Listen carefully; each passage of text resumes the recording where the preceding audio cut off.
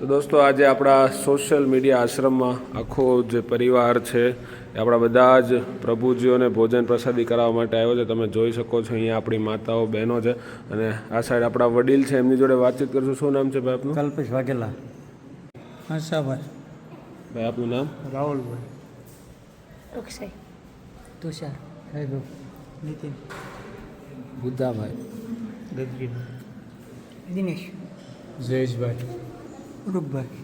મહેશભાઈ. જિગ્નેશ. જિજ્ઞેશભાઈ, તો ક્યાંથી આવો છો મહેમાન? ખડસૈયાથી. ખડસલિયાથી આવો છો અને આજે કોની પુણ્યતિથિ છે? આ તમારે શું થાય? મારા કાકા. તમારા કાકાની પુણ્યતિથિ હતી એટલે આજે બધા પ્રભુજીઓ માટે ભોજન પ્રસાદીનું આયોજન કર્યું છું. કઈ રીતના તમને આવી પ્રેરણા મળી ભાઈ? બહુ મનમાં વિચાર આવ્યો હતો કે મારા કાકાની પાછળ આપણે આ પ્રભુજીને બધાને જમાડીએ એમ. નહીં, બહુ ઉત્તમ વિચાર છે અને બહુ સરસ સેવા કાર્ય તમે કર્યું છે. તો તમે અહીંયા આજે રૂબરૂ આવ્યા આશ્રમ ઉપર, એ બધા પ્રભુજીઓને ભોજન પ્રસાદી જમાડી, તો તમને કેવો અનુભવ થયો અને આશ્રમની વ્યવસ્થા વિશે શું કહેશો? ક્લિયર છે બધું. પ્રભુજીને જમાડ્યા એટલે આમ મનમાં એમ થયું ના લઈને ખૂબ ખૂબ મને એમ થઈ ગયું ને બીજી કોઈ પાસે મેં આવશું. વાહ, બોલો કાકા. બહુ આનંદ આવ્યો.